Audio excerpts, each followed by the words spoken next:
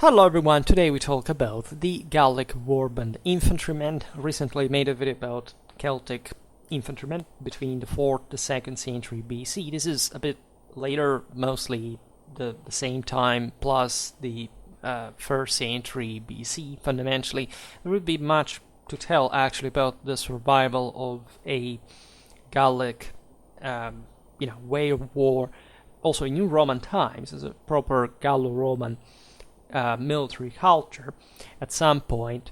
Today we focus also a bit more on Gaul proper, right? So I will be repeating, naturally this is from the series, as you understand, of the historical military units. So it's obvious that there are gonna be similar videos about similar units, right? So you would say, but what does really distinguish a Gallic warband infantryman at this point? Well, that's exactly the point, right? We could talk in general about Celtic infantry that, as we've seen also in the previous videos, does not have, let's say, a massive, distinctive identity per se, right? Most sedentary peoples fought in pretty similar ways, essentially, to the ones of Central Europe and beyond.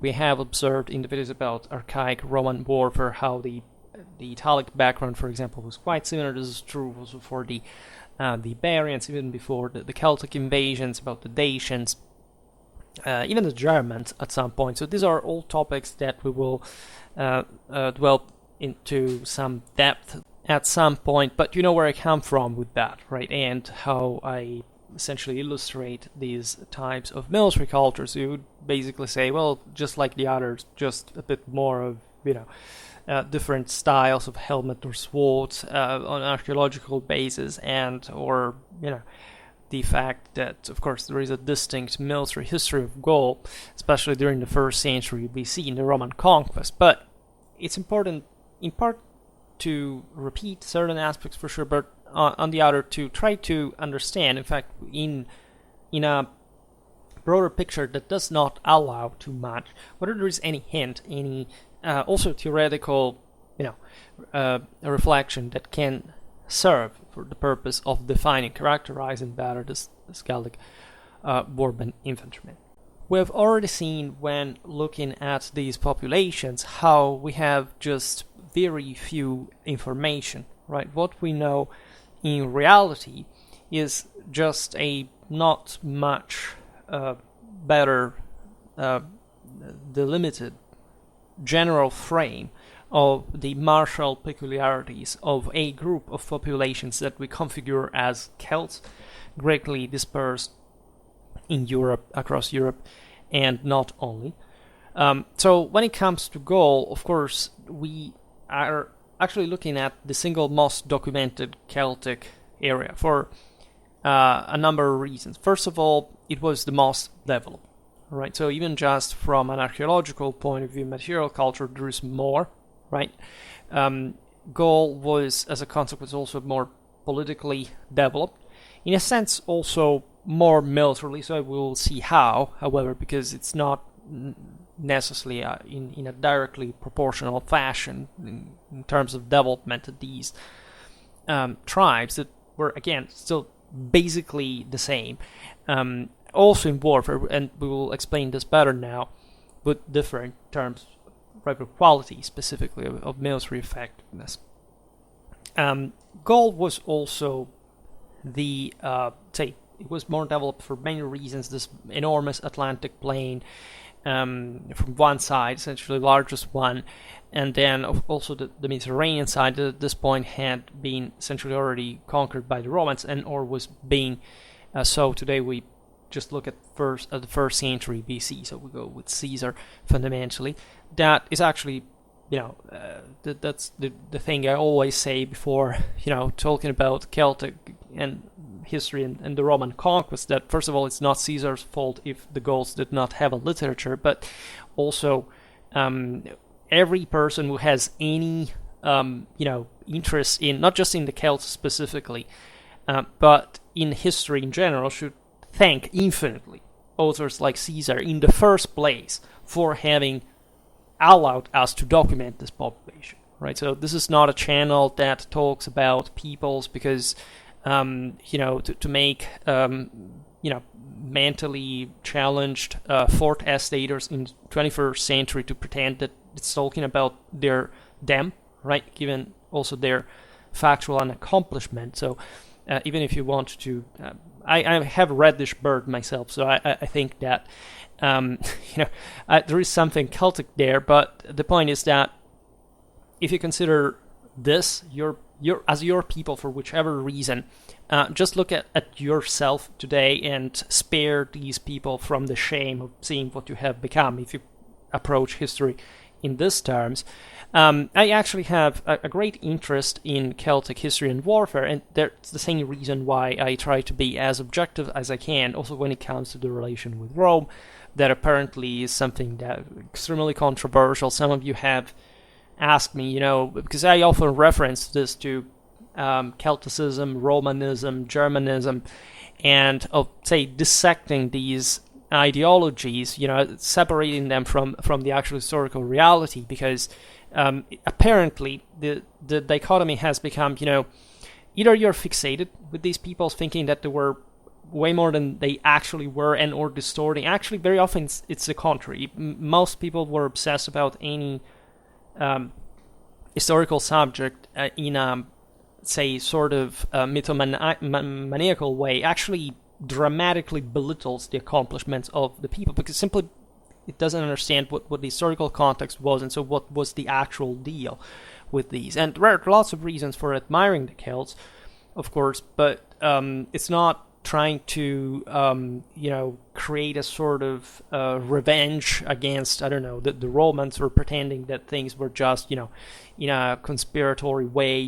hidden or obscured by the terrible conquerors, etc. This is just an autoimmune mental disease of, again, 21st century populism. It has nothing to do with actual education, with actual intelligence, with actual history.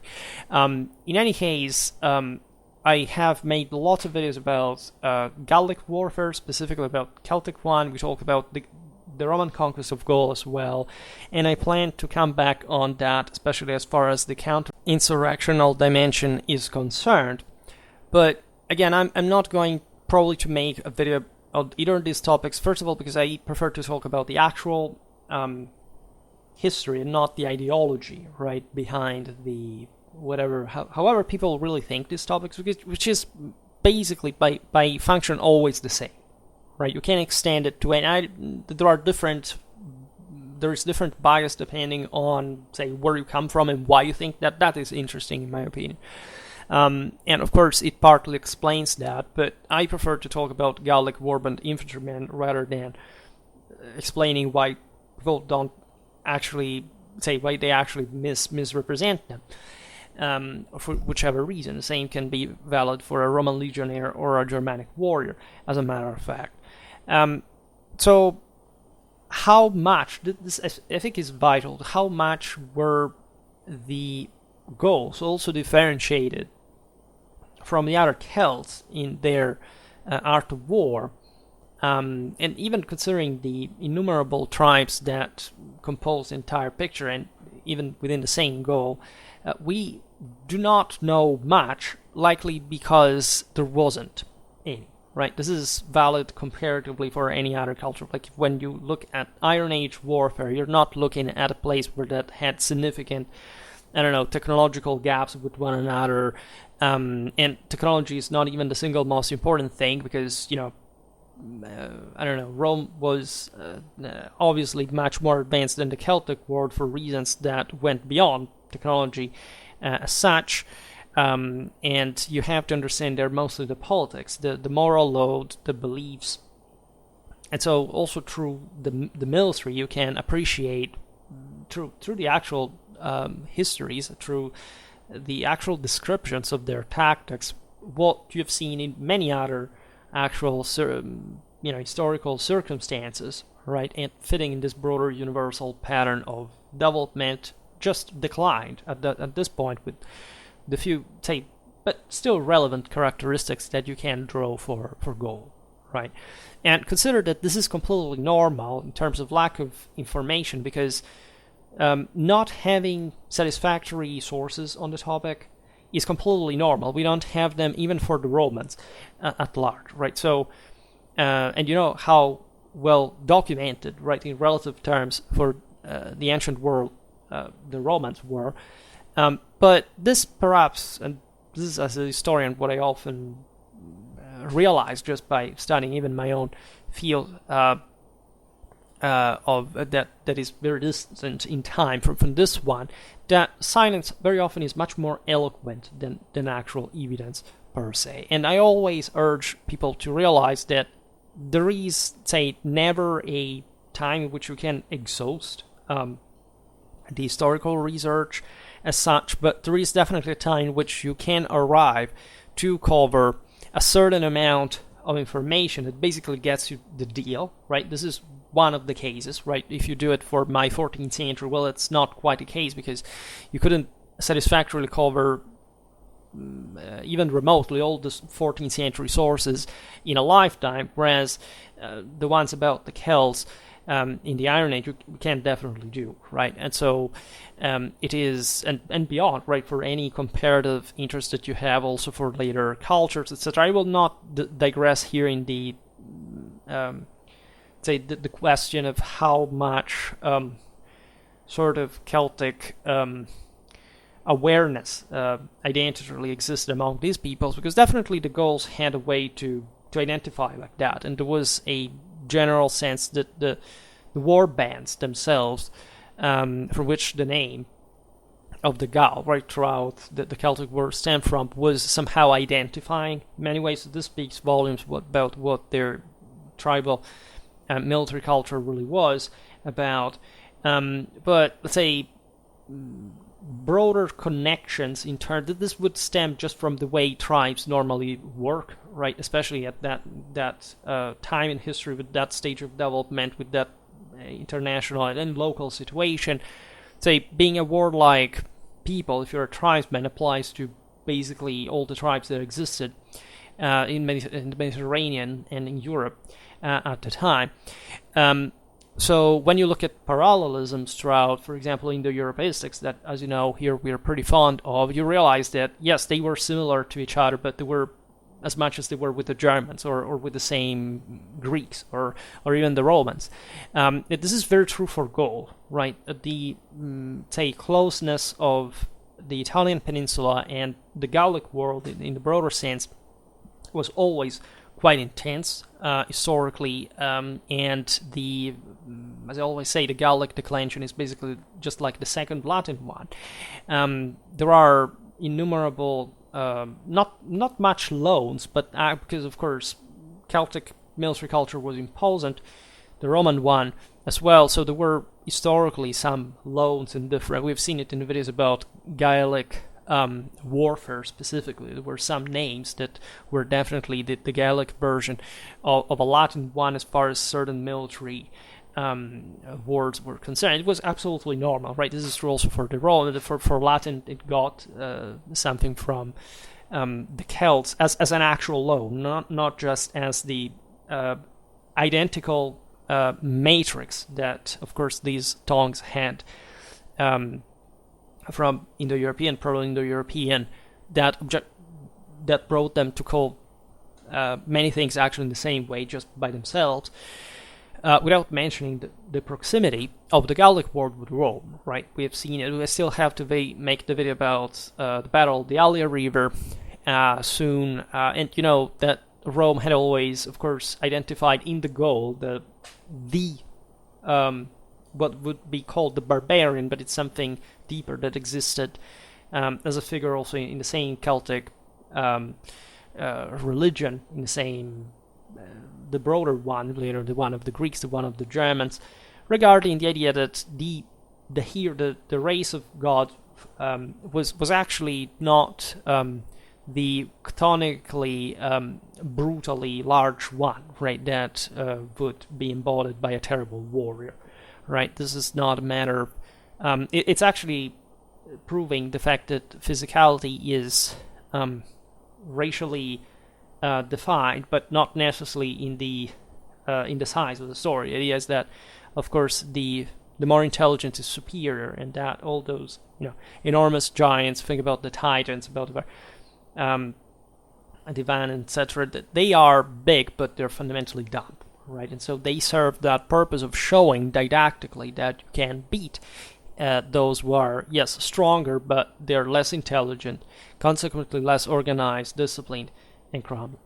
So you understand how every civilization, especially the Roman one that succeeded in what basically all the others failed, that is to say, by total universal identity as the only purpose of a people is conquering the world, and this is valid for the Celts. We have beautiful passages about by Athenaeus, for example, regarding the figure of what the Celtic warriors saw the world like, right? So establishing a truly feudal seigneury over it, right? Being the warrior par excellence, molding the world at his own image, making the serfs working for him, and dictating a rule on the tip of his sword. And this was pretty much the belief of any people around.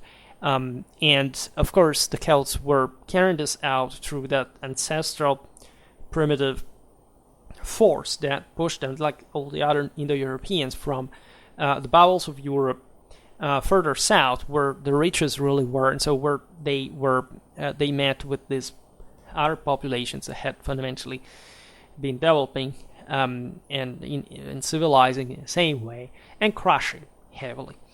As I was saying before, the Gallo-Roman military culture and beyond is much deeper, more intimate. Again, and I will make a video specifically about that for the same late Republic and early Empire. Something that goes on actually throughout even the late Roman Empire, even later on when the Franks arrived and so on.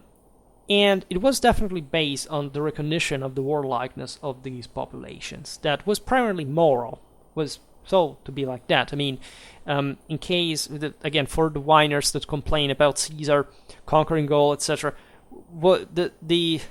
among the various paranoias that exist regarding to this is that allegedly, the Romans in general, but specifically the evil Caesar, would have essentially given an unflattering image of the Celtic world, or that, I don't know, Tacitus for the Germanic one.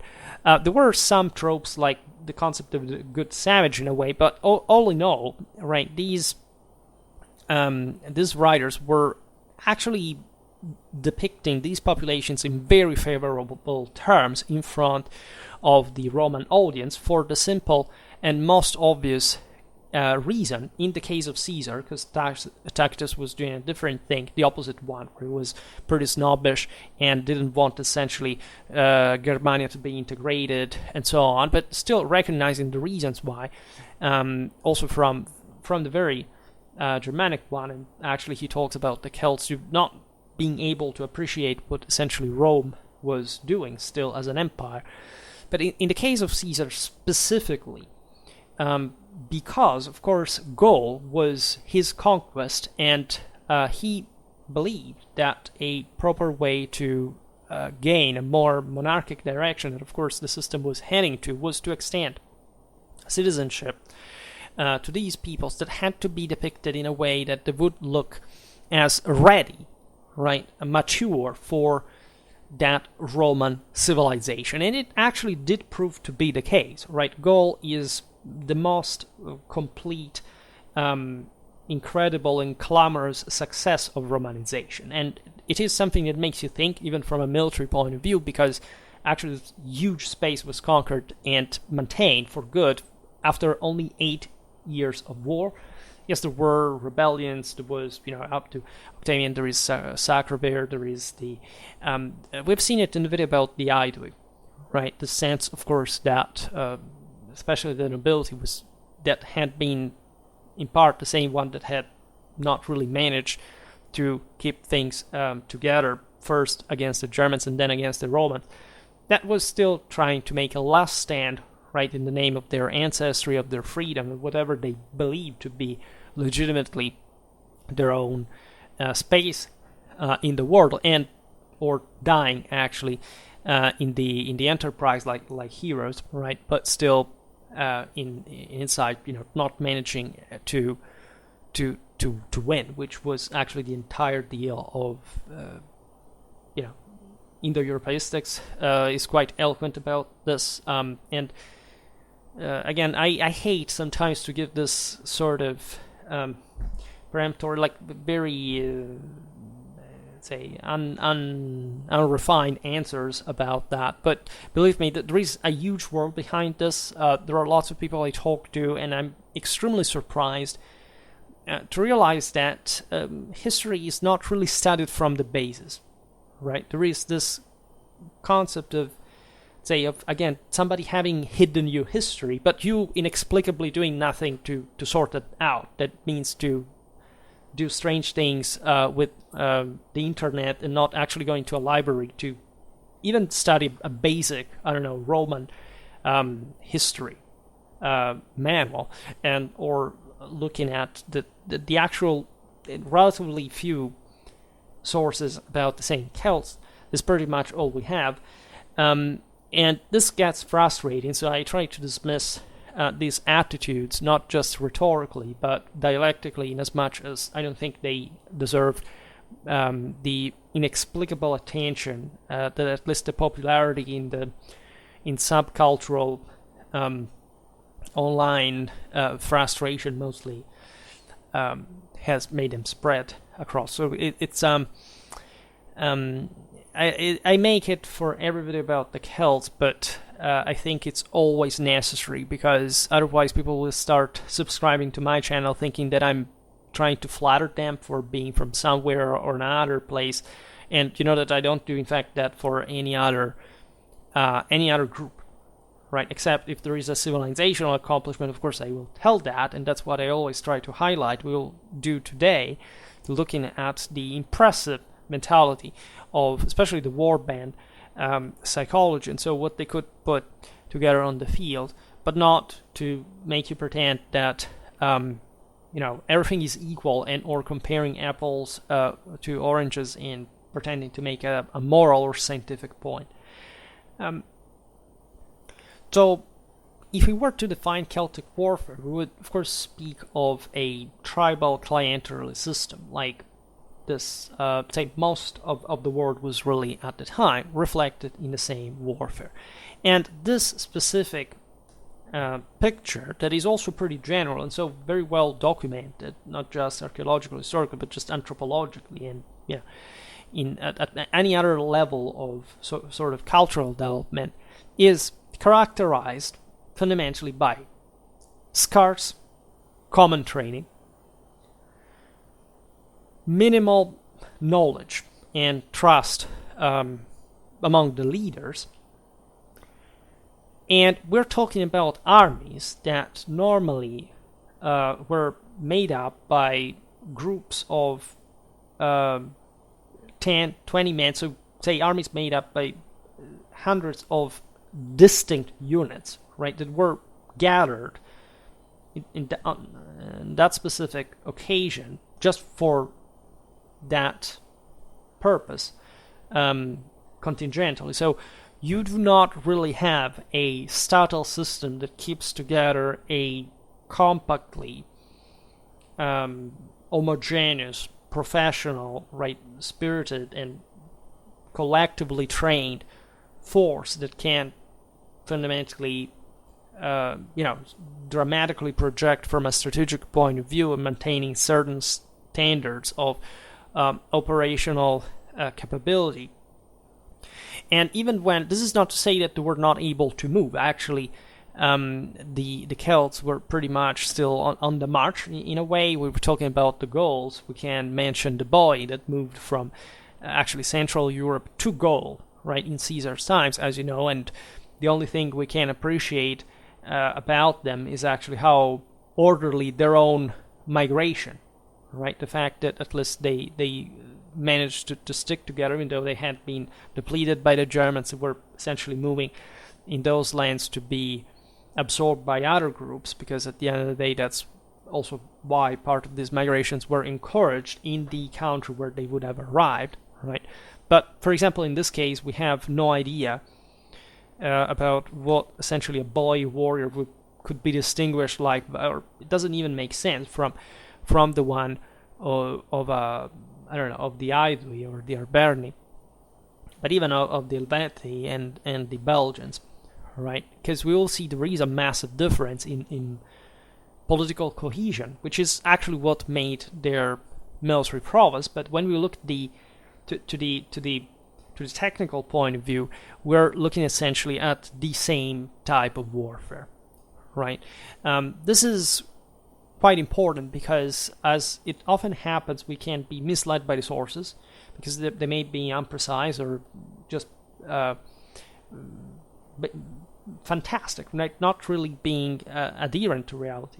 The most common problem, however, that prevents from understanding these topics is that, as it happens really to everyone, we can be misled in the reading of this history, because we may be imprecise in the way we read the sources or the scholarship, or we can simply be making the story up, as I was saying before, like because you have other reasons that you calculate in order to distort a picture and not really quite getting to the core, right? For example, there is this myth that is mostly relevant to Gaul because it was in fact the most developed of the Celtic words, and so there is sort of more progressive, there was more contact with other groups that were more advanced military, so people went at times by saying,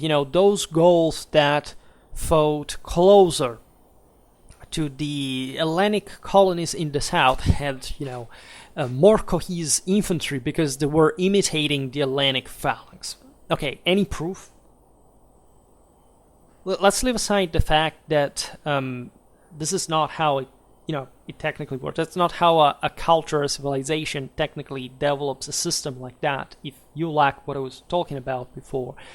But the sense that, those Arverni must have had, certain phalanxes, man, because look, I found even here that the Greeks called, in this source about another Celtic group, the infantry phalanx, so it meant they were, as the phalanx meant, that thickly compacted, which means you don't even know what the Greeks meant by phalanx and or what in fact, or why, the Hellenic phalanx had come to be the one it was, and how and why the Celts instead fought, and why the Greeks, of course, didn't have any problem to call, like they would apply to any heavy infantry that existed at the time, including the Roman one, the Carthaginian one, etc.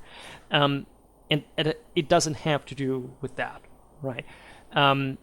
This is not just an amenity devoid of foundation, but it's something that you often stumble into through the stubbornness of those who want to pretend that this is the case. For example, yet another one: the Gauls that lived in the lowlands, in the plains, fought in close order, while those from the mountainous areas fought in open, semi-closed one. Right? Why? Proof? Right? It's not even about, again, the fact that there is no evidence whatsoever for these statements, but that at that point you're betraying the entire logic of the art of war, meaning, why wouldn't somebody on a mountain pass have fight in a close order, for example? Why wouldn't somebody fight in a kind of more open order, for whichever reason, in open ground? Right, and especially knowing that the sources largely do not tell us, right, about this, nor they do it in a systematic fashion that allows, through the scientific method, to statistically derive significant information about how, these guys would normally switch order, which they did, by the way, because of course their warfare was more complex than the one we can simply read, but that's also obvious if you have an idea of how, say, complex the warfare of peoples of that stage of development really is, right? And there is nothing strange about that in the first place. So, in a militarily logical sense, what really matters is reasoning like this: who did have more time to deploy, right? Who did have the more cohesive leaders, the most solid men, which didn't mean larger. Right? This is another thing that people believe, that the Celtic world was, incredibly, oversized bodily compared to, say, the Mediterranean. This is absolutely not the case, where there is at best with even Northern Europe a few inches in difference in average height, nor absolutely in this enormously vast area, the average Celtic peasant was, significantly, more, just say, better nourished than somebody living, I don't know, in the Mediterranean, or having not being habituated to that level of raiding warfare that the Celt would be. That betrays a grotesque ignorance in military culture in the first place, just as a statement. More solid men really means better rested, nourished, loyal to the chief men, right? And these, at best, would be tendentially more capable of deploying in a closed order that would be able to maintain that cohesion throughout the maneuvers, the battle, how they had been able to array, etc. The others would instead fight more or less as they would find themselves like, and of course this brought to a more disordered and open order that was also less cohesive during combat in the first place. And you understand how many factors could interplay that, of course, we regularly have no idea of, and how, however, we can think like in this broader political and social context that we will describe now could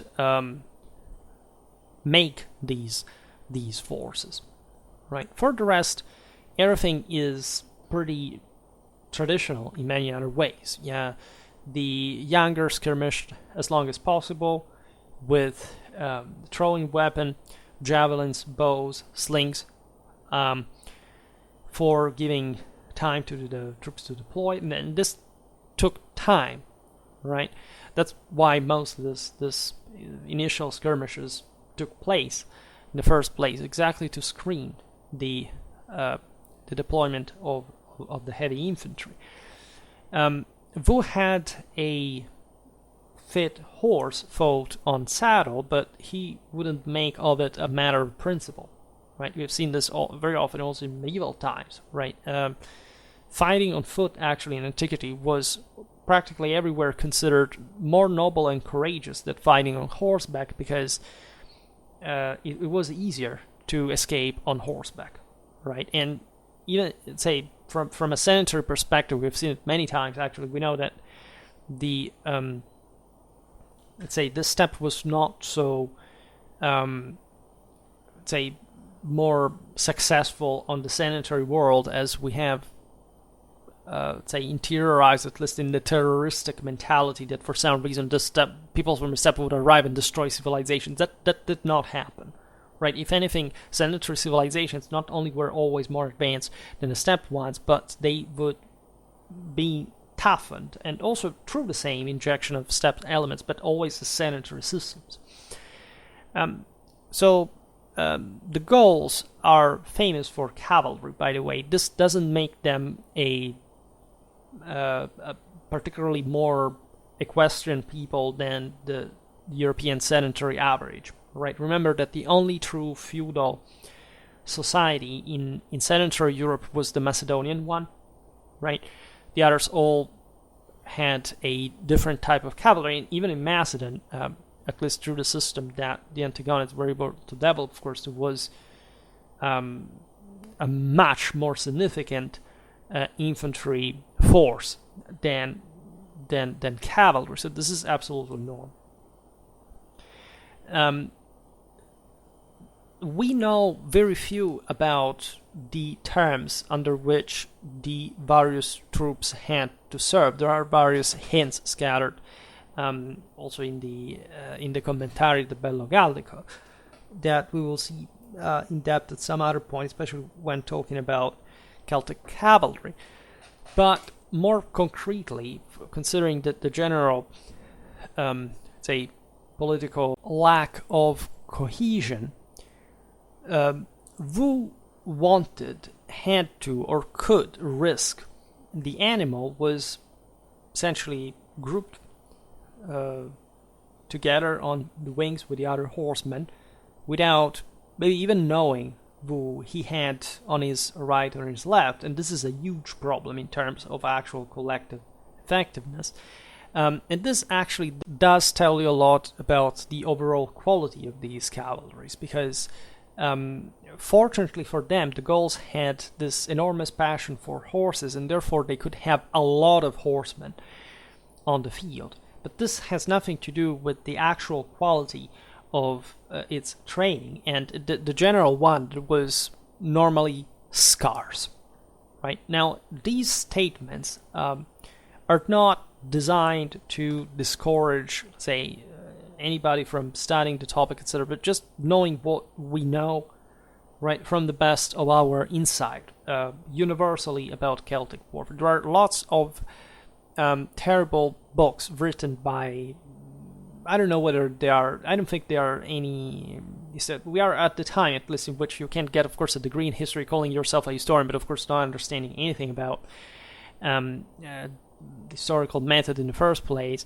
But this idea of, putting together just the information that makes these guys appear at best individually skilled, as they surely were, and that's the point, but not, in fact, making known of you that that's exactly the point. They were so invested in this individual capacity exactly because they lacked the collective one. And so the only way to make up for it, and still not succeeding entirely, to say the least, was as an immediate consequence being that just by the fact of living in a society that worked like that, more prone just to violence, being more skilled individually, but not really being able to prevent your country again being taken over in 8 years.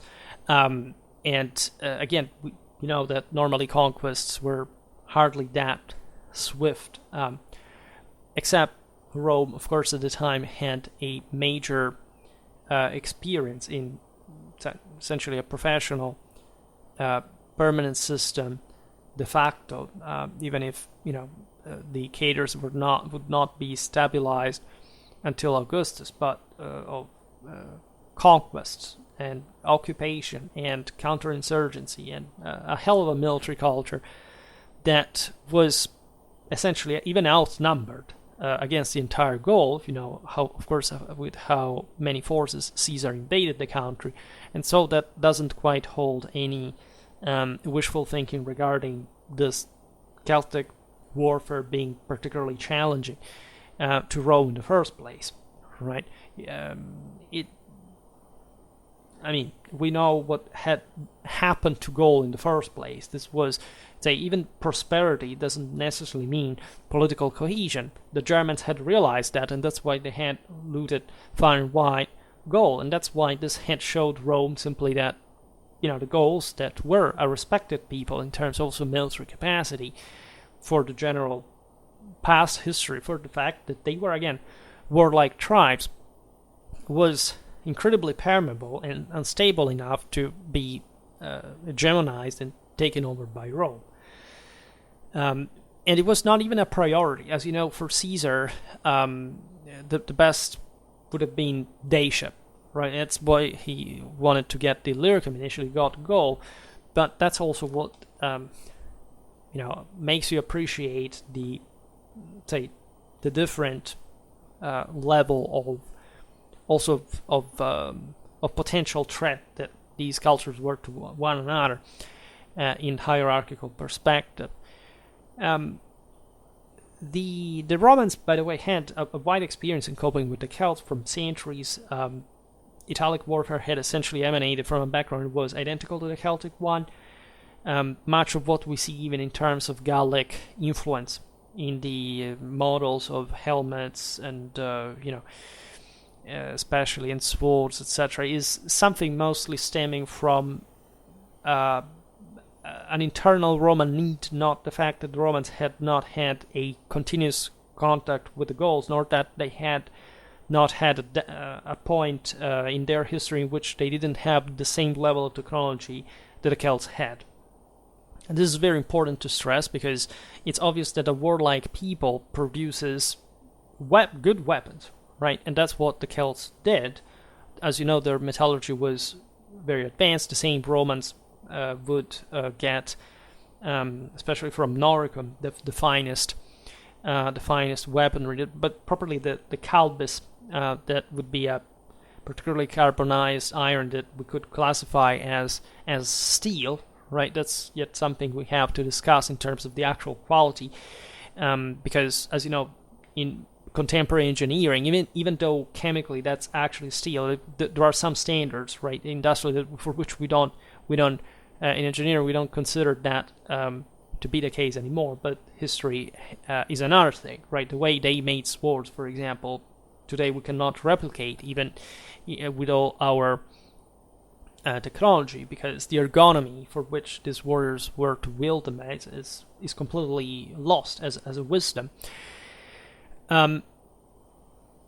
But when you look, for example, at the idea that I don't know, the chainmail was mostly a Celtic thing, well, we have reason to suspect that it was likely something coming from the steppes that were even more warlike and even more, in fact, performing in that regard. We have Etruscan chainmail that actually predates the Celtic one, so we live in a world in which we can't say, well, look, there was this radical difference.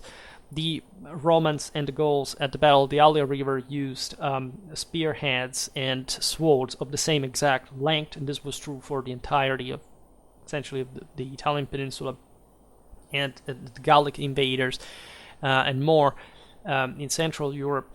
So, again, reflect on why would allegedly the Romans copy the equipment of these peoples in a conceptual sense as such, right, rather than actually implementing on what they specifically needed at that point, when in times in history they had already wide access and capacity to reproduce the same weaponry they had.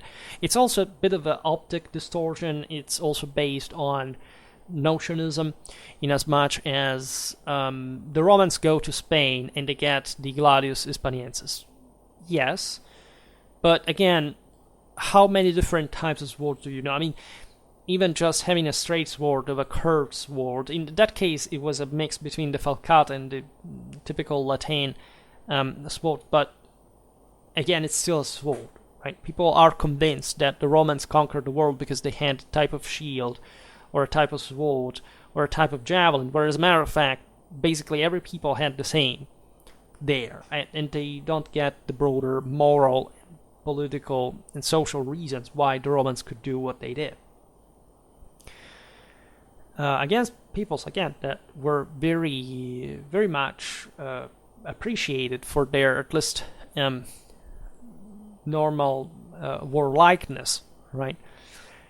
The Romans fought against the Celts in Asia Minor, right? And they would essentially lost their independence. They were absorbed by the Romans as allies and auxiliaries, right? It doesn't seem that they posed a particular problem, nor to the Romans, nor to the Pontics, whatever, right? We have seen the Norics that were allied with the Romans and precious for their iron mines, for the ability of their smiths.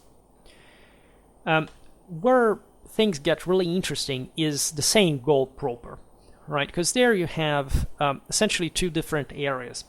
There's also a third one in the south, but it's not even considered Celtic in nature. And in fact, you have a northeastern part that, as you know, was the so-called Belgica, inhabited by peoples that were essentially preferring to think of themselves as descendants from the Germans than being Gauls themselves.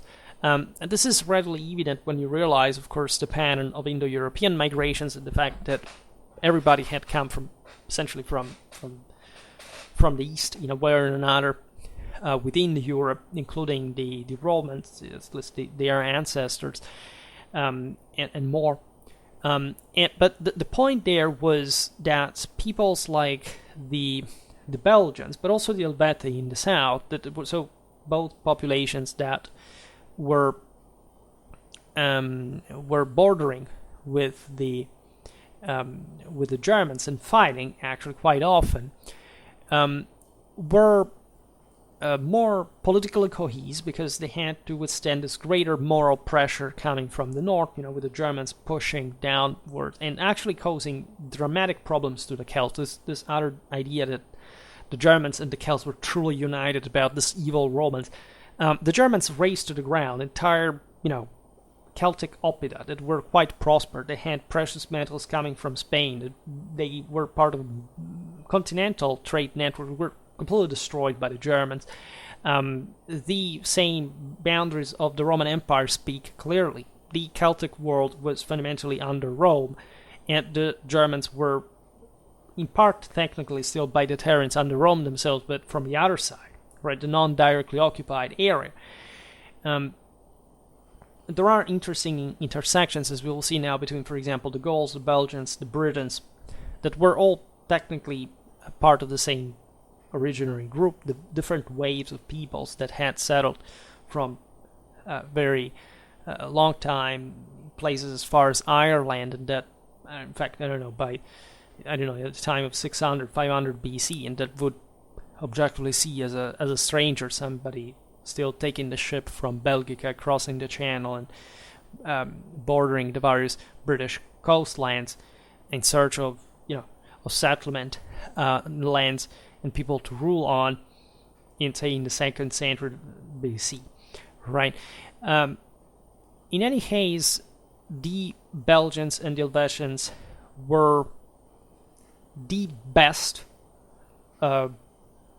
warriors, let's say, the strongest peoples in the Celtic world, right? This was due to their national cohesion, right? Again, they were essentially more collectively trained because they were more pressured on a regular basis with these more warlike and threatening neighbors, and so they had to organize themselves more regularly, and they knew how to do that more swiftly and capably than the Gallic average. In fact, in the south, when you look at the most developed Gallic areas, you have the Arverni and the Aedui, that while numerous and rich, were not actually particularly performing because they were actually within the average, the Gallic average, and thus not particularly good.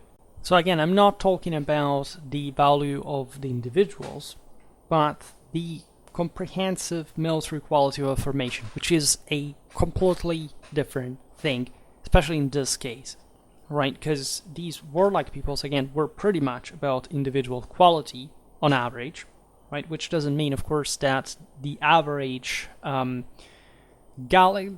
This is important to stress because we have to understand the social segmentation here. When we talk about a warband infantryman, we really see a quite performing individual, right? And there is there also an important esprit de corps and, in fact, collective capacity due to the fact that these war bands were tendentially professional, and or at least these individuals were always up to a fight. There were, Caesar tells us openly, there were some volunteer bodies that were picked that normally were sent abroad. So within the tribes, aside from the spin-off we will make on the outcasts, right, the sort of berserker-like thing, right, to find the Germanic equivalent, because we often don't get that about the Celts, right? We always think about that's mostly just like the Norse world, that no, this was a thing actually going on with all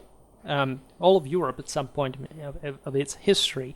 And you see, this is the point. Since it's not explicitated for the Celts, we get the impression that that was not a thing, while among them, and it would be mostly a Germanic one, but it was not the case, all right? Without mentioning that the totemic approach is a bit misleading, because it wasn't quite much about the animals that these guys were essentially thought to embody themselves in as a lower level of, in a ladder, in a hierarchy of transcendence that would connect them with the deity that was, say, configured in some circumstances on Earth as one of those animals, but we will talk about this later, right?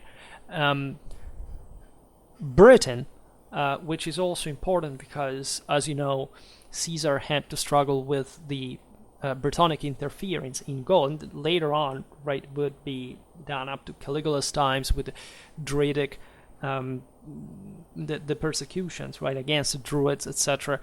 It was like some sort of spiritual influence, to say the least, on the broader Celtic world. There is much to say about this because the British Isles were the seat of some of the most important centers of of cult, of this broader wisdom that, of course, was the traditional religion of the time that the Druids were preserving in some sort of elitistic direction. You know that Caesar at least separates the Gauls between the Druids, in fact, the knights, and the peasants, fundamentally. And Gaul was a importantly segmented society for Celtic standards, right? It was tendentially feudal, right? It was even reaching levels of pre-urbanization. The most developed tribes had quite complex systems of magistracy that were also similar in a way to the Roman ones. That they had a strong nobility that fundamentally controlled large estates worked by the other people. So what is interesting in looking at the Gallic warband infantry is appreciating the fact that this was originally a broader Celtic lifestyle, but that now in Gaul was assuming the characteristic of something smaller but more professional in the face of a more gentrified and actually impoverished peasantry that worked for these other bosses, let's say. But speaking of Britain, right, you have there actually the lowest military quality, for the simple reason it was a less advanced country. It was actually, by this time, the 1st century BC, the only area in the Celtic world that had preserved a heroic ethos that we can think of in a more traditional way for this particular people, but it was very similar again to the others, right? We're talking about the common Homeric acception of heroic warfare that in practice never existed, because, as it will happen in the Middle Ages, also the heroes were always accompanied by a following. And we will see now that the Gallic war bands were evolving, in fact, towards that. They were segmenting themselves from the within as well, whereas the early Celts, as more brutal and primitive, had maintained that stronger compactness of the sort of more homogeneous quality of the war band. Right, this is particularly important to understand the nature of Gallic warfare, because again, those Celts originally were hungrier and angrier, and they were also much more deeply into that sort of traditional mystique of divine transfiguration, of self-sacrifice in holy combat, etc. And we have mostly studied this phenomenon through Germanic history, because the Germans were even more primitive, and they were met by peoples that were substantially advanced to document their transition, right, over the centuries towards something more. In fact, let's say that the Celts had already largely passed through by that point, and that we don't realize that instead was deeply ingrained. In fact, in the, I don't know if you pick a 4th century BC Gallic warrior, that would have been mostly readily evident to them. We know that at the Battle of the Thermopylae against the Macedons, there were, again, Gallic warriors launching themselves against the Macedonian fortifications and battle lines, and being transpassed by spears, by javelins, and keeping on fighting. And when people say, well, but these, because they used drugs and they were, some sort of, in this sense, less sensitive to pain, etc., I always have a great disappointment towards, because I think that we constantly underestimate the mental capacities of mankind in the first place, and the fact that if you are raised in a society, first of all, where violence is not really demonized. I mean, it is in as much as it is a mean, right, that for whichever end you want to do. But say your community is just normally exposed to raids and or carrying them out in a world in which you have to basically live out there. You have to know how to survive in the wild, even if you have a farm or whatever, because most Celts would actually be agriculturers, even though ideally the noble wouldn't really have to work, because they would have slaves on their own as freemen, but gradually, there wasn't this dramatic abundance of that, and it's the same, again, Celtic farmer that eventually goes under the nobility, and that had been asserting its position thanks to this warbanding activity.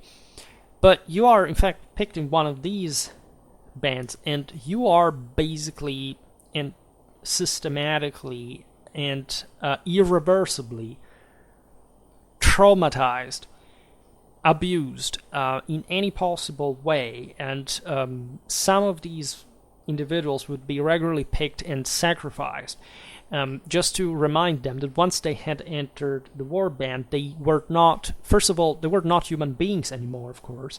They were just like an extension of the god to whom they had devoted themselves to. They couldn't afford to be less than their leaders. In any form of weakness, of course, was erased, inasmuch as the only purpose of these people was to massacre other people. Right, there was no other one. Right, they were under a direction. Of course, they were aware of the fact they were rising through the various ranks of these war bands, about which we know a few, but that we clearly understand because the leaders, by the way, were still within a hierarchy of war bands and sort of this clientele relation, and that were raised with the only concept, again, that there was no greater honor and purpose in the world than conquering the same, and that any form of human weakness was preventing that from happening, and so that there was a collective guilt about not being enough to be actually as we've seen, the rising sun, the eternally living king of the world, and this could be surpassed only through this majestic display of military prowess, being able to willfully accept your own sacrifice for the world salvation, right? And this could happen only in combat, right? So if you are literally bullied into this system without any diversion whatsoever of any other possible horizon in your mentality, you're constantly traumatized. You see people cut to pieces. The Celts were, throughout all their history, even in the Middle Ages, completely fond, right? Just like the Romans, by the way, with decapitations, right? The story that this was a bad, the bad myth spread by the Romans, that we find severed heads in every single Celtic artifact context, right? In art, in hand in archaeology, there is an extensive and this is something that is also documented very much later on for even the early Middle Ages, right? We know that about the Scots, about the Picts. This was completely normal. Again, every people did this originally, and the fact that, of course, also the war bands were sort of gentrifying something more feudal and still held by what we think of chivalry, like it's not really that they were not practicing this anymore. Of course, they would cut the head of their own fallen as much as the one of the enemies, because the entire point was to preserve the spirit of these individuals, so that you could mourn the fallen comrades as much as you could, as it was practice, really, drinking from, say, at least we see it in the Germanic, in the Turkic tradition, but these things happen surely by keeping the head with you, at least, drinking from the skull. It's similar things, because they thought that the actual, it was not just a display, like literally saying, we know of some Celtic leaders that literally wore the skins of their enemies, but that was the point, was accumulating the power, the prestige, the fame, the wealth of these guys by literally killing them, seizing all they had, and having proven through such gamble that you had carried out, it was self-sacrificial in nature, to have augmented your power through the enterprise by that measure.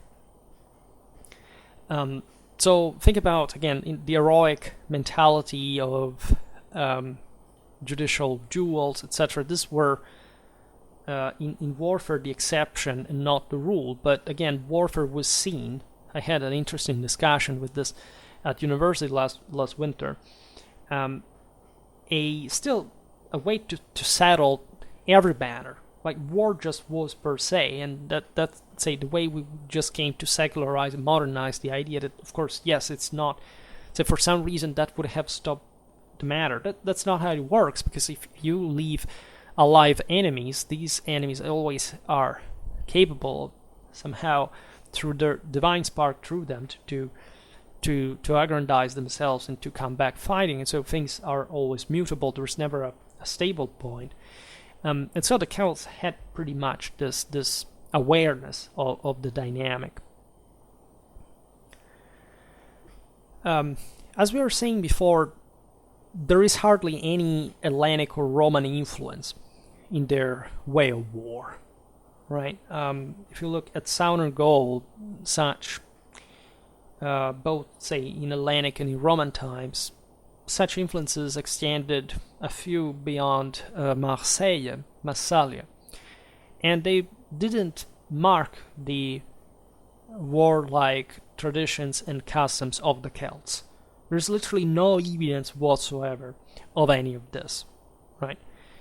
And looking at the Gallic equipment, we see archaeologically an evolution of the lanks towards lighter models over the centuries that were more functional to throwing than melee.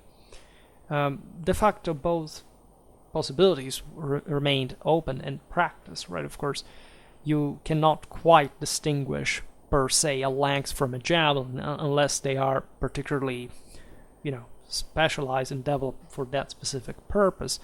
But again, the average warrior out there was just in Europe, in the Mediterranean, a guy with a spear / javelin, right, 2-3 of them, a shield, a side weapon, and or a sword, as we will see now.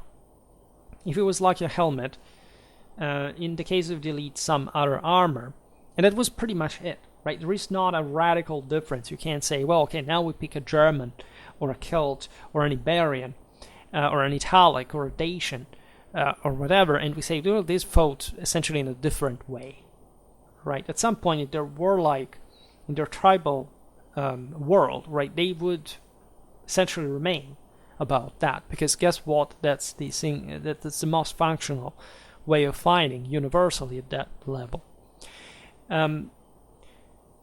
The Celtic shield has been deemed, in a bit of a apodictic way, a shield for troops in open order, because there is this idea that the Celts were more about brutal charges and then giving way, if not managing to break the enemy formation. And the reason why this was so is that this is this is tendentially true in a way, because of course these people's not having a strong supplying system, a logistics from a state, etc., they tended to arrive on the battlefield and trying to settle the matter as quickly as possible, because remaining there cost too much, primarily politically, right? All these groups, these clans sending bands grouped together there, and so they would just try this big smash, and if they wouldn't, they just wouldn't spend more than that to stay on the field. This is true, generally speaking, for tribal populations. It was said of the Germans as well. But, and here again, the level of, let's say, the chronology is important, because in function of the level of documentation, the Celts arrived earlier, and we don't have too much about them as much as we have about the Germans later, right? And by the time the Celts were known to the Greeks, to the Romans, that actually had always known them, it's just as they had a literature on their own, especially the Romans, at least coming to have one pretty late, the Celts were already, again, the spent group. That the Germans were the ones that were pushing with renewed vigor and actually taking over the Celtic world if Rome had not essentially entered on the scene. So the trope was that the Celt was just this, again, wild barbarian that would mostly try this, whereas the Germans were actually pretty much the same, except they would prove to be more courageous at some point, to be more cohesive, more competent. It's what we were saying about the Belgians and the Helvetics, again, to try to distinguish even one of them from a German. It doesn't make much sense, right? Just as from a goal, right? They were pretty much the same people, but those who were more pressingly cohesive were also the most robust. And why we see, for example, I don't know, there is some passages of the Germans fighting against the Romans, say, withdrawing in a relatively orderly way, dragging, together with them the wounded, the fallen, because they didn't, of course, wanted to leave them in the hands of the enemy, made us think, okay, this is what the Germans were able to do in a more orderly,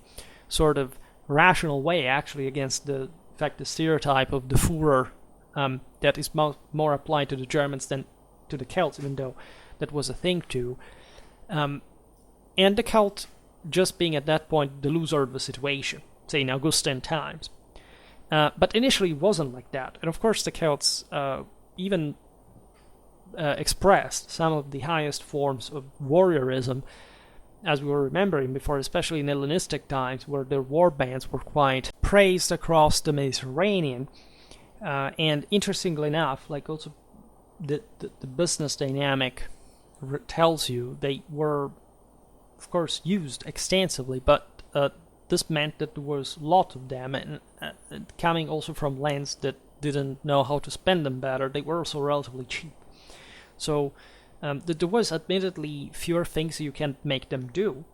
That was mostly, again, providing with this furious charge and, also courageous resistance in melee, also in defense for that matter, but hardly complex maneuvers. It took, say, a genius like Hannibal to use them to literally channel these qualities in a way that could fit the broader tactics that, of course, the Carthaginian general somehow implemented to perfection in the widest sense in the history of war, say in the art of war for good, like meaning that the complex, the battle formed by Hannibal mentally is the one that would remain throughout till very day, right up to that point.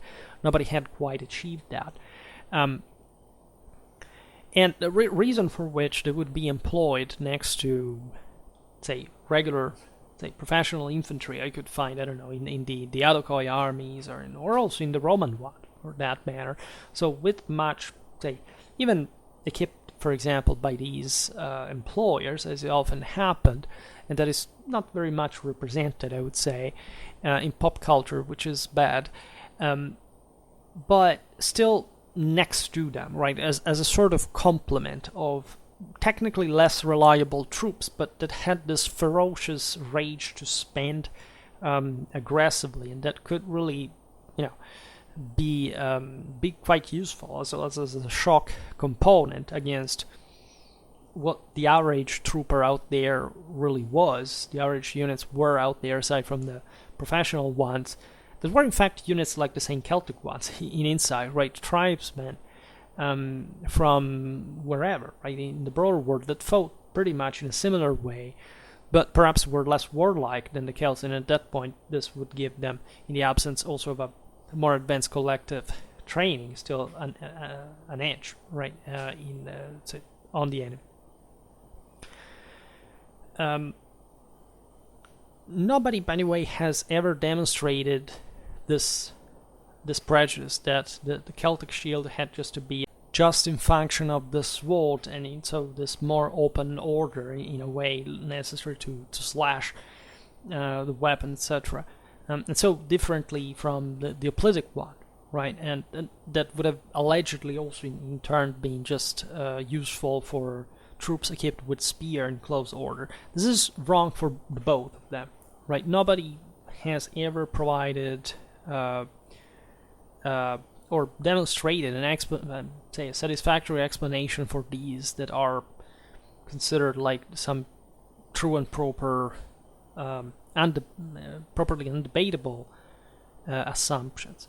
On the contrary, we have actually troops in general fight even with pikes and oval shields of Celtic type, and troops that fight with javelins and hoplitic shields. And again, we would be probably amazed to see how also in a Gallic army weapons were differentiated compared to what we want. The same goes for the Romans, telling the truth.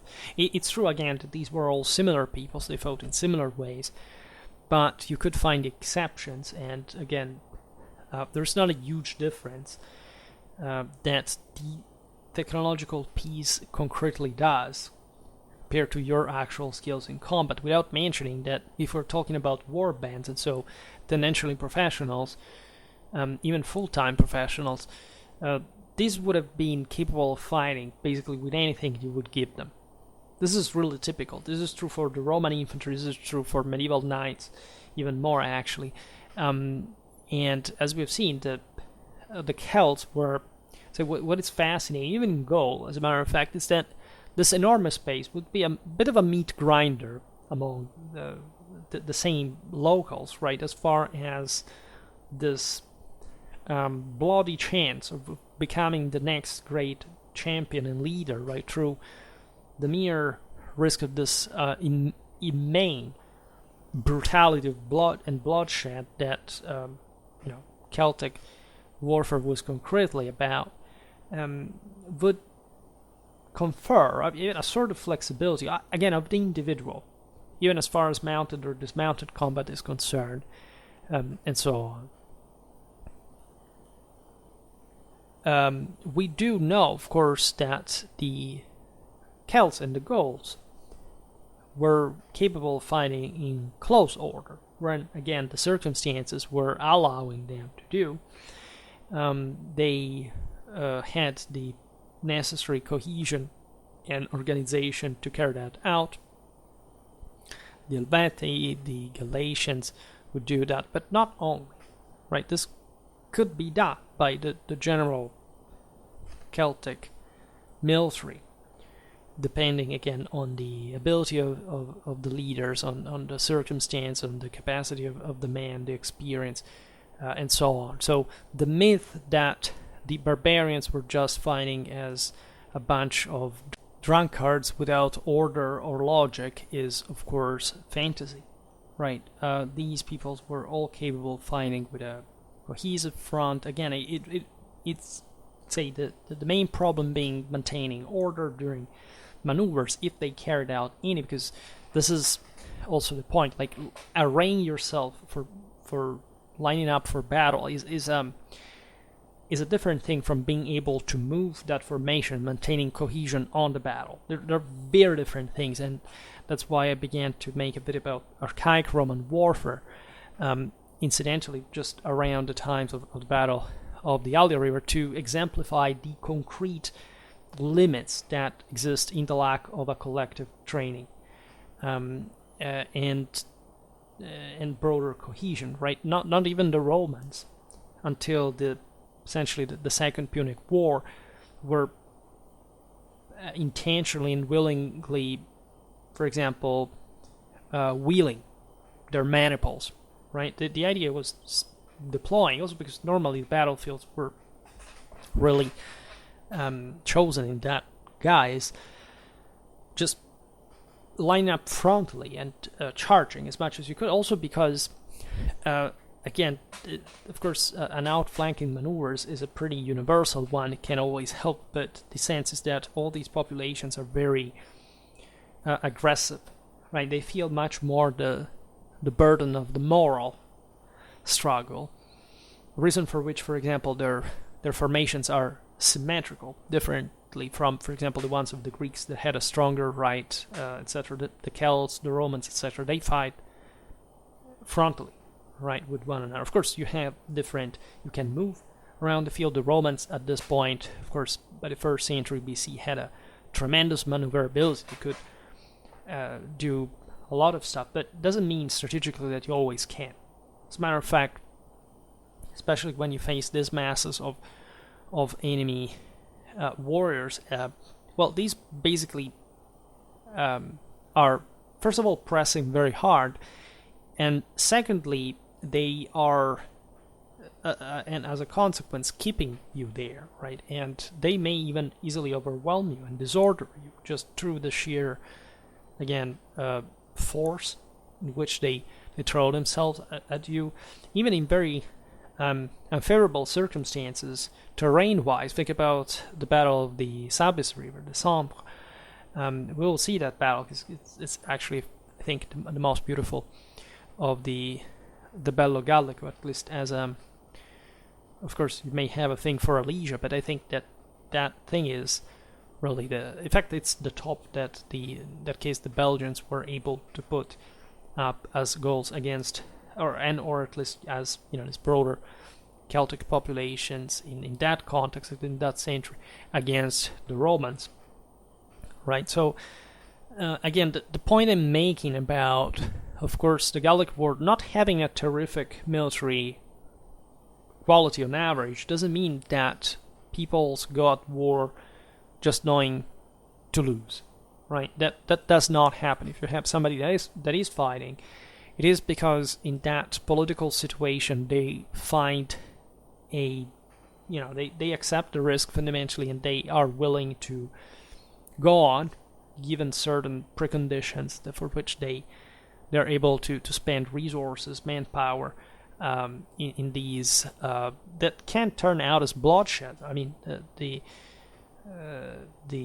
Roman campaigns in Gaul are really they are vicious, really. The Gauls understand, of course, that they can't quite cope so functionally against the Romans in open field, so they start carrying out guerrilla, and that actually a strong form of war. It does tell that you are inferior at that point, but it still can level the odds, right? And so, as von Clausewitz says, the decisive battle is really the last one. It's not any other in between, as long as people keep on fighting because they want to achieve something through that instrument of politics that war is. So I think that's really important.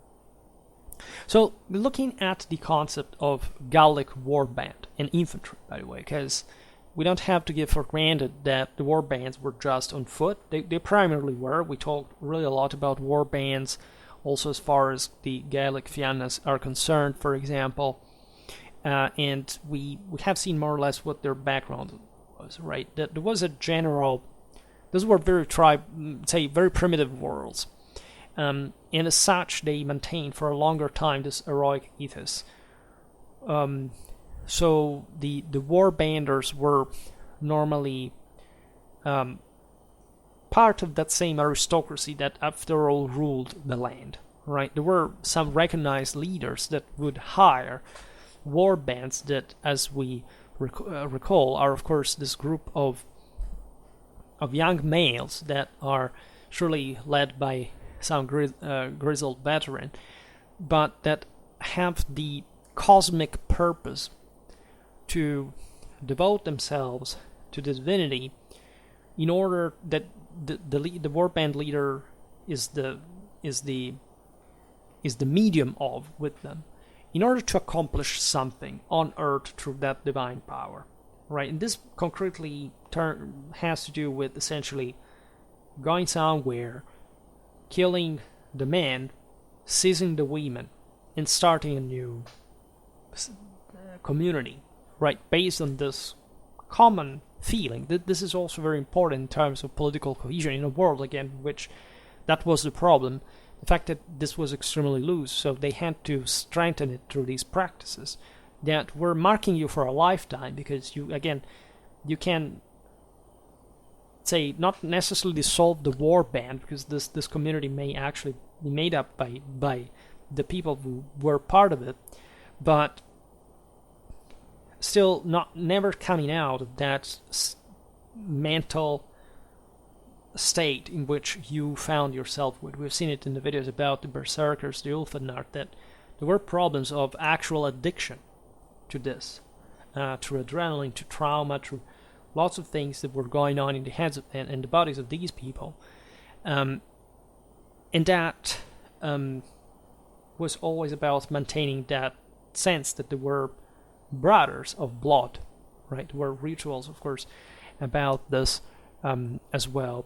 We see them in many other. They drank each other's blood in order to stress that commonality, right? If there was an impure one among them, they would all die because of that. And so everybody had to be the best, right?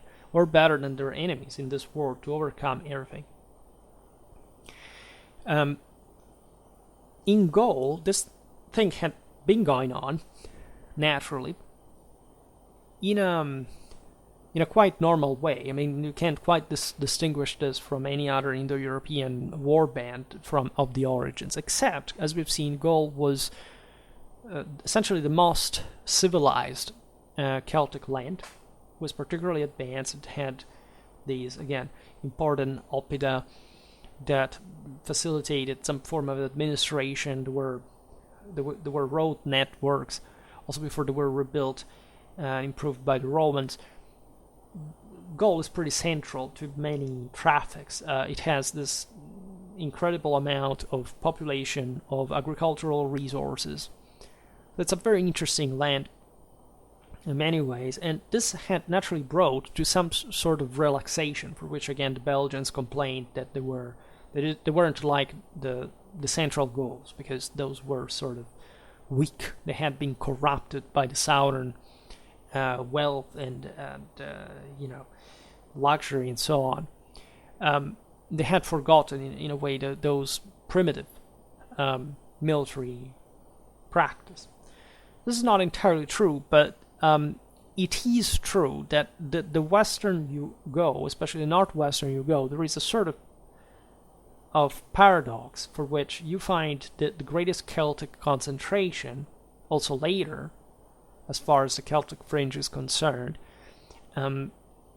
But, so, you should think it also in relative terms, because we may have gotten a different idea of what the Celts actually were, because we mostly observed the modern fringe, as opposed to who the Celts were initially, also a more hardcore Central European people, right?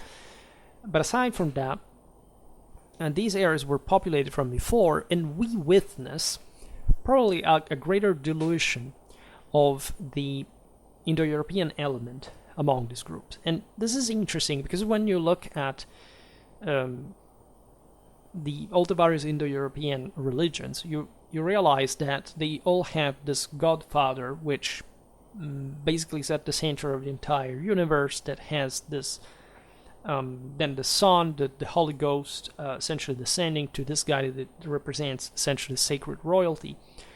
When you look at the Celtic world, it's it's likely that everything was like that at the same time, except we don't have any specific recollection of that. We find something similar in Gallic tradition, but with a very heavy sense of decadence. The king that has his hand cut and he's substituted with a silver prosthesis. So he was the golden one before, and just like in Asaidas, eras, etc. There is a decadence, the fall of the gods, etc. So it's the dimming of the sacred in the heart of man. This is eschatologically prophesied by all the Indo-European peoples, and not only. But aside from this, you don't find in this enormous Celtic, so-called Celtic world, which is a term that mostly fits this actually slightly Western part in a truly identitary fashion. Never mind that, probably was rooted in at least in the linguistic sense of the Gael, these warbands, from the beginning. But aside from this, again, you don't really not only witness the centrality of the god Father. There is an Apollo, think about Lug, etc. But also you find a much greater level of darkness, of chthonic, pre-Indo-European elements, of femininity, for example, of the darkness of Dionysian references. We've seen it, especially in the video about the Aedui, which is quite instructive from this point of view. And that seems to indicate that, of course, there was a much looser, say, softening up and gentrification of the system. You see, the Belgians or the Helvetii are more brutal, we have less about them. And so they likely were, in their primitiveness, not producing what, however, they still approximated something similar to, for example, the Germanic system. It is true that also, for example, Tyr was more important initially than the same Alden. But say, I can't digress on this, but say that there is a huge debate at some level, at least in Indo-Europeistics, regarding the existence, in fact, of a general principle rather than a father, because the sacred king would be the achiever of that state, of that godlike status through a cosmic, let's say, immanent power that in that sense would eventually come to be considered as God. This is a very delicate topic, I'm not going to digress, but just to make the story short, it seems that the more the warlikeness, and definitely the more the Apollonian, and the, in a broader sense, not specifically about Apollo, but in the sense of the Godfather and of Sacred King, would be shown. And we don't quite have much of an evidence of that. We see lots of animals, we see a lot of this element of blood, of dirt, that of course with the fat, rich soil of the Gallic countryside may mean a lot, because there were more people, and as we've seen, there were more kind of agricultural than other parts of the Celtic world, or at least there was more advanced farming, and there were more peasants, and the average freeman had somehow fallen more from its warlike dimension.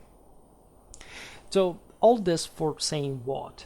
That of course the world in Gaul had been gradually essentially subsumed by this nobility that was sort of weakening overall the value of the individual freeman. This is just a very common dynamic. And in this instance, the war bands would become more elitary, right? Whereas initially, in theory, everybody had to participate to the war band in this world, because if you were considered a person in the first place, you had necessarily to do so, otherwise you were just an idler, and so somebody less than that had to be conquered, right? That's the initial identity of the Indo-Europeans. Here the warbander is just a guy who fundamentally enters in this military clientele managed by the nobility that has also this great bit chivalric background. Think about the Druidic knowledge, the fact that the Romans were fascinated with this. Cicero was friend with some of them. Augustus spoke with one. Caesar too. Famously enough, the Romans were fascinated by these guys, but initially, in fact, they had no specific hatred towards them. It's just when the Britons began to fuel terroristically, frankly, the resistance in Gaul through these precepts. They were essentially the same traditional meaning of calling for, say, the last stand against the fall of what their world was, to prove essentially that they were capable, right? So they wouldn't disappear into nothingness as far as, you know, the loser would, at least under the destiny of another conqueror. Well, the Romans began to persecute. And this happened much later, and so there was no generalized sense that the Druids per se were a problem, nor that, as it's normally, heard, unfortunately, in the real world, that there was this great secret knowledge of advancement that the terrible Romans that were brutal and materialistic didn't want to let you know, and the Celts have been demonized and all this BS. No, right? In any case, what is fascinating about this picture is that even in front of an infantry that was, say, by general levy, not particularly performing, but that you wouldn't want to underestimate either, because some of these guys had been part of the warbands themselves. The true warbands, the solduri, for example, would become, in fact, true mercenaries, paid within the same system, even with a considerable quality. Right, we're talking about some of the toughest infantries that were out there, even for Roman standards, except there were a few. Right, again, this system was not able to produce much more than that quantitatively. In terms of quality, these heavy troops they easily were even more capable than, say, when amassed together, say, a pair with numbers, than the Romans, except the Romans had that standard average that was overall superior to the entire Celtic one, and so the same elite would be diluted within the Celtic world. In fact, one thing that I've always should distinguish as far as the swords, for example, were involved in this, is that we get the Celtic warrior as a sort of perennial swordsman. And that's something I never really liked. I mean, paradoxically, if we look at the older times, when everybody was a warbander, and so technically the only ones that were also fighting, right? Because later also these levies in Gaul were summoning the broader populace also that had descended from the pre-Indo-Europeans and so on.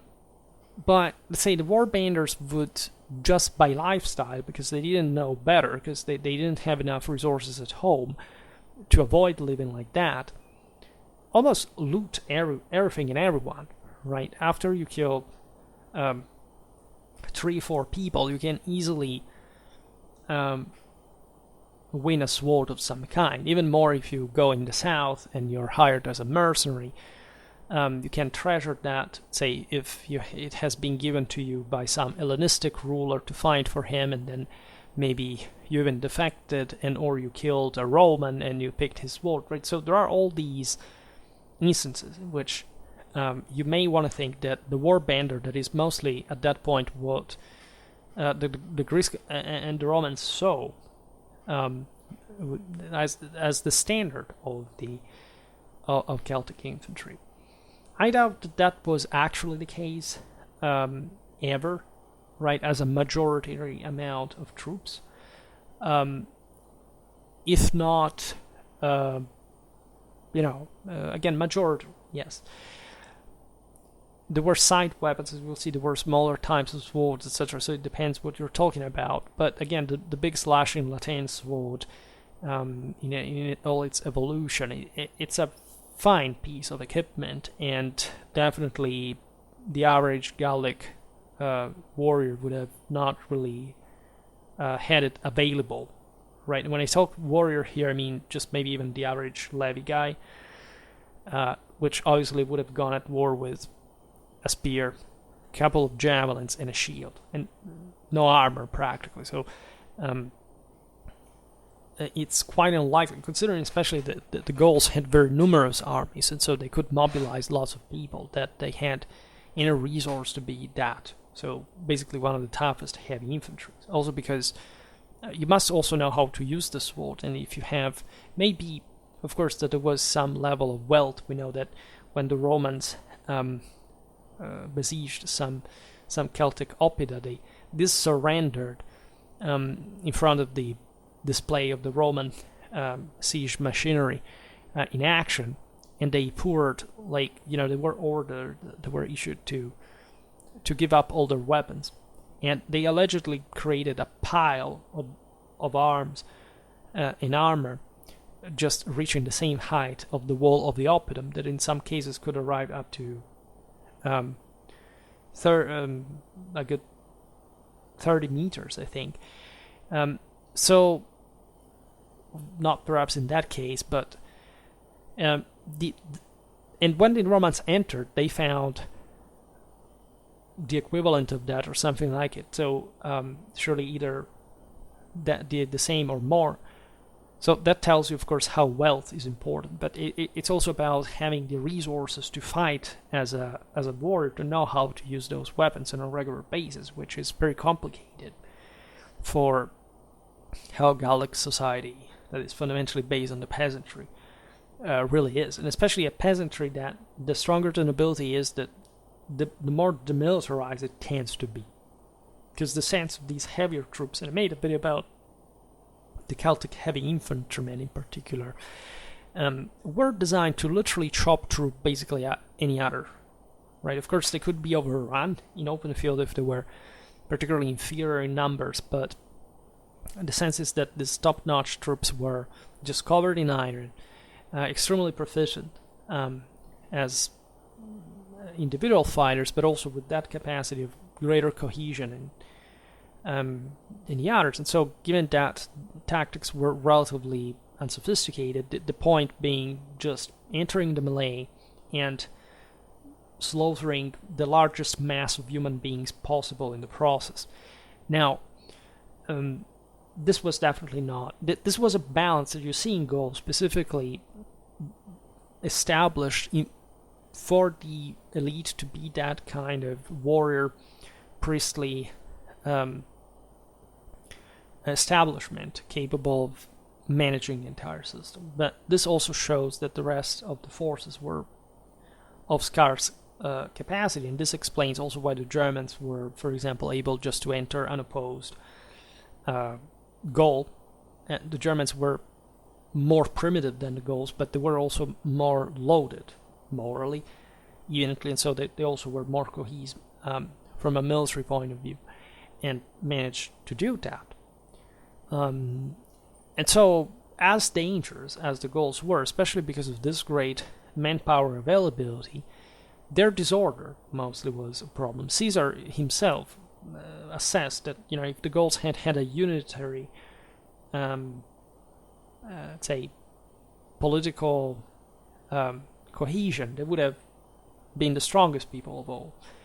They gathered together on the Alesia, right? But too late, after Gaul had suffered too many blows from the much more disciplined and professionally drilled Roman legions, that even if inferior numbers had basically curbed these Gauls into obedience until the system began to realize that the petty differences were essentially an existential threat for themselves.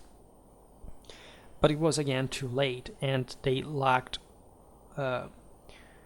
likely also the capacity of waging war at those levels. It was a desperate move, a last one, where Vercingetorix could have won, right, as it did at Gergovia, for example. But the burden of that, letting Caesar slip away after Gergovia, was definitely also a matter of, the system is quite hard to maintain, with all these clans, with all these tribes that are basically distrustful of one another, the same leaders. This is true also for, think about the Battle of Teutoburg Forest, the fact that Arminius was assassinated after that, as the Germans didn't quite like this Cheruscan to rise over all the others, due to this incredible leadership.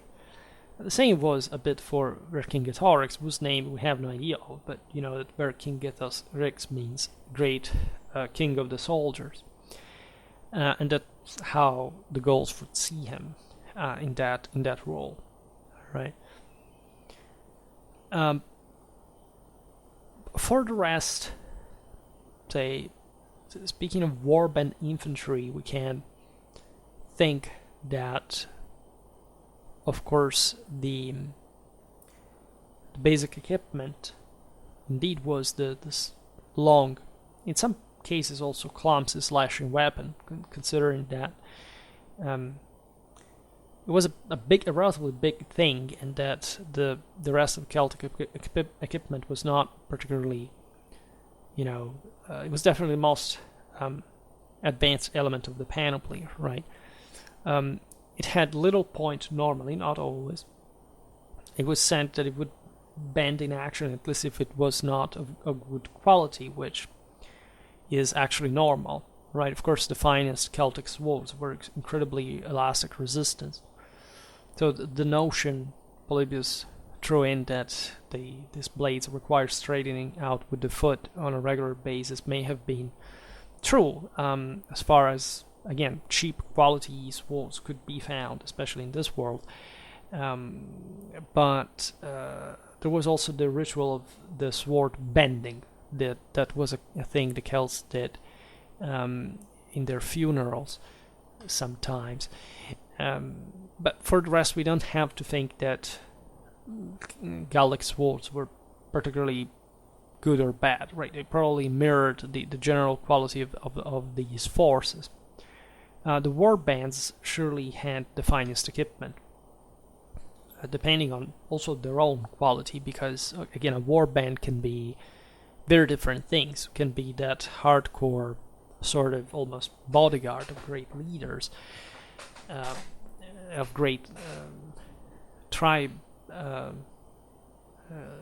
chieftains, but they can be also some warbands from somewhere underdeveloped, like Armorica or the Alps, that are, especially in the latter cases, true savages that the people from the lowlands do not really like or want their daughters to marry with. So it really depends what we're looking at by warband. It could be that variation. At least in the more civilized parts of Gaul, it's likely the warband to have been heavily equipped. But this doesn't mean, in fact, that would necessarily be all, like you see on video games, like just the ultra heavy guys, just all equipped, say, with chainmail in a single warband, right? You would have a segmentation within the same. The same goes for the equipment. There was, for example, a much shorter kind of sword, possibly carried as a secondary weapon by men who fancied themselves as spear wielders. And we tend to overestimate how performing a spear actually is, even in ultra-heavy infantry, that can fight in an individual way, as we were saying before, not necessarily with a spear wall. There were surely at the top of some of the most atrociously elite and professional Celtic troops, guys who would go at war fully armored, at least, chainmail, helmet, a shield, a spear, and an actual entire sword, plus maybe even a side weapon. This would be the ultra heaviest thing that the Celtic world ever produced. There was a very few of them, but it's likely that in the final showdown with the Romans in Gaul, at least the richest Gallic tribes could feel some of these units. That would have been really impressive to see. But it required also many other lighter ones to have their way paved to engage the enemy. Because even facing Roman infantry surely wasn't that thrilling. We do know that the Romans faced attacks in numerical inferiority, where Caesar says explicitly that the Celts made, say the Gauls in this case, made a priority use of reserves. They, of course, alternated the troops that they sent against them, while in that case the Romans were too few to do the same. So you want to use, for example, the elite as the final smasher in the end. It should be noted that the long sword's hilt was not big enough to allow it to be used two-handed. There's been a controversy somewhere about this, because the idea is that the two-handed sword is cool, is that of course it makes very much medieval, Celticism, fantasy.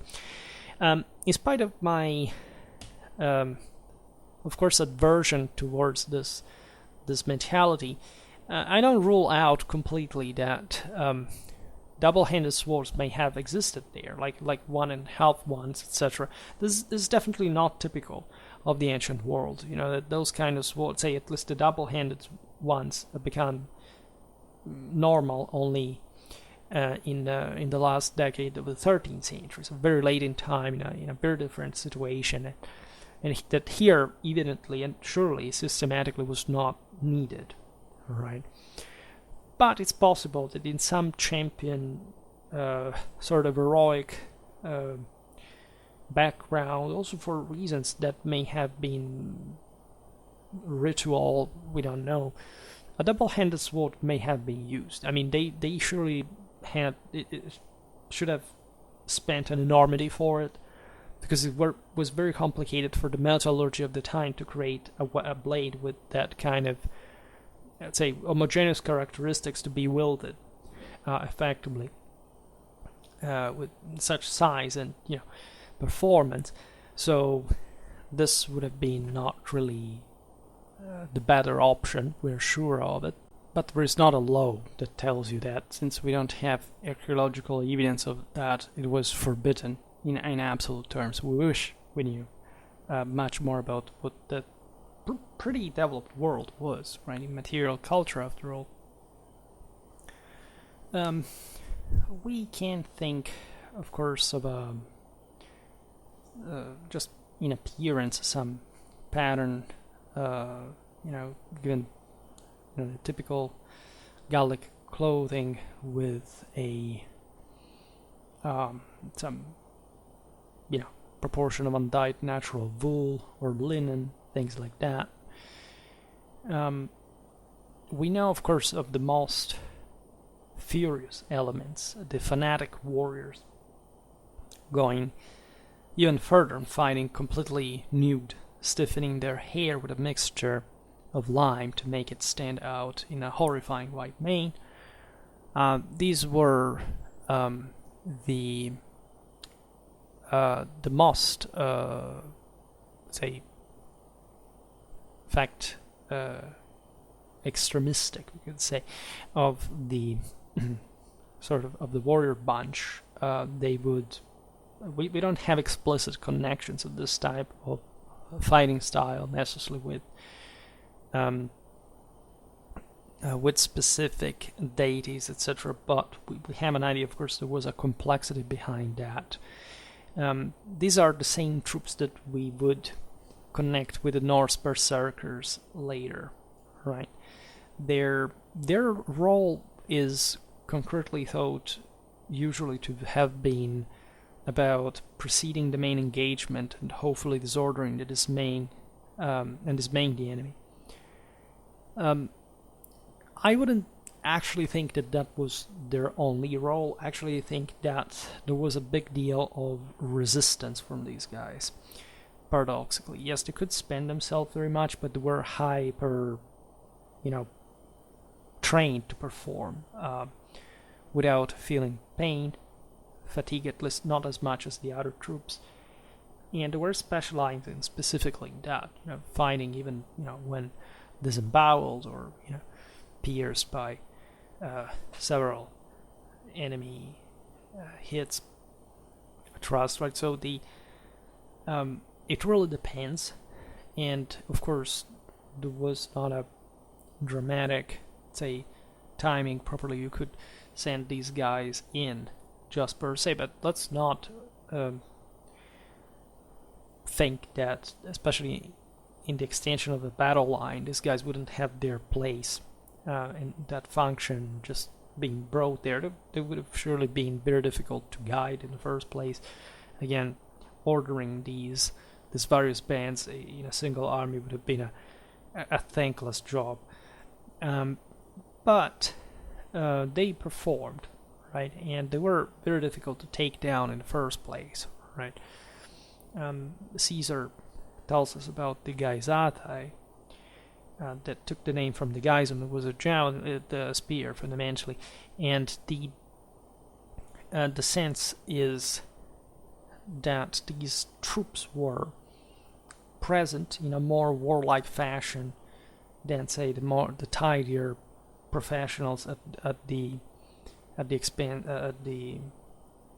the command of a great king, for example, or another leader. These were the wilder ones inhabiting the woods, living like animals out there.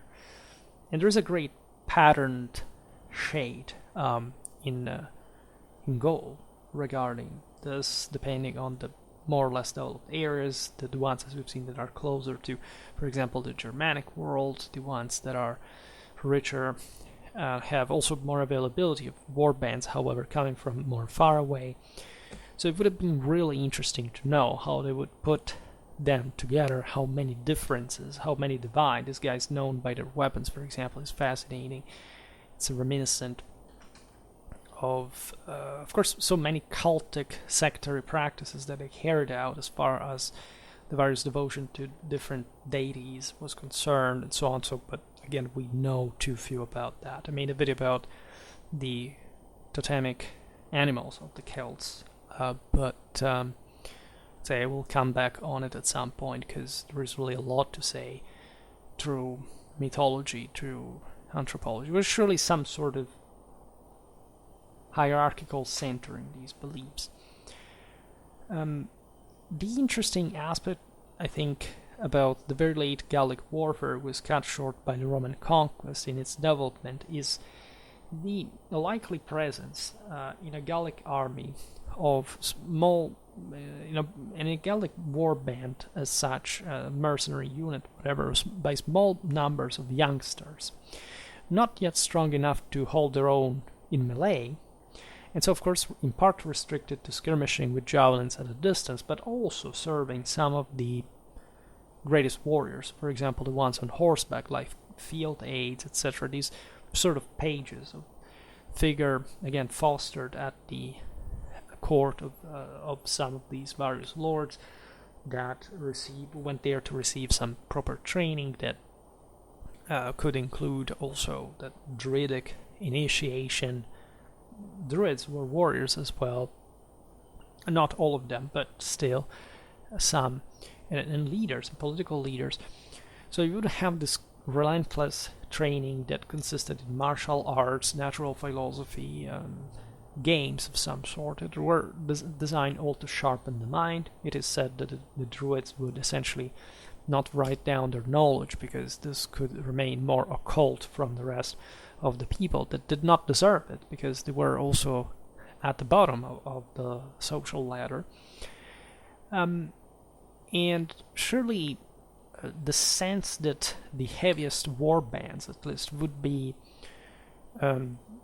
essentially escorted in battle by these aides, by this sort of retinue that had to make, say, a lance work, like in medieval mercenaries, is something that in the most developed Gallic areas you may have started to see. Again, this should not be so strange, because that aristocratic ethos was much more pronounced even among these populations that we think about being abstractly free, but not realizing that they often were, just because in some cases the most primitive ones were not so stratified. As we've seen, the first war bands were more homogeneous, but that in fact in this world of Gaul that always had a propensity towards, say, this in sort of large estates ownership. Also later on in antiquity, in Middle Ages, feudalism of some sort.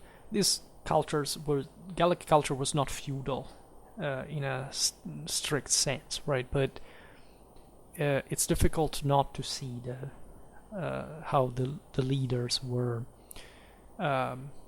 separating themselves from the masses, right, in that direction. But as we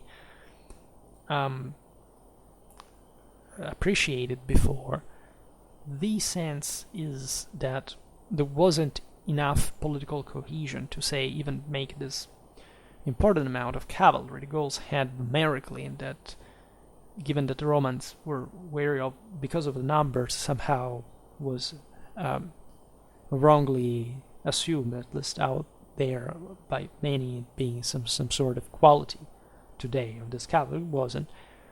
In fact, was rendered a bit, not useless, but let's say more, let's say overestimated by the fact that, again, these horsemen were hardly ever training together, right? And as such, having great difficulties to simply organize more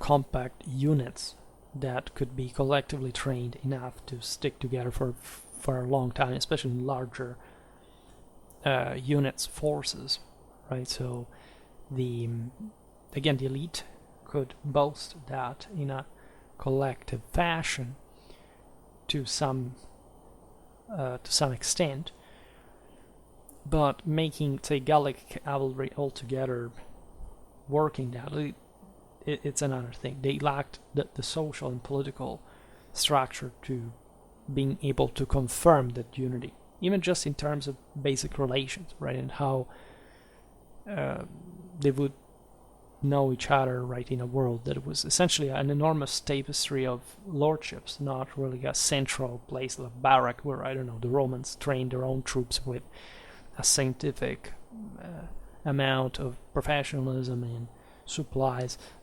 These guys didn't quite have that. They made a lot of war, this is true, even though Gaul was more Pacific than other Celtic areas. But this war was still somehow not giving birth yet to a more complex system of, let's say, of recruitment, of training, of supplying. They didn't have, again, the political cohesion for that. The Romans surely triggered an important awakening because they were literally conquering the countries. At that point, the Gauls woke up a little bit, but it's not that, if they had thought about it before, there would have been a Gallic empire instead of a Roman one, of course not. You want to appreciate the sacrifice of these warriors for preserving their liberty, which I think is always a much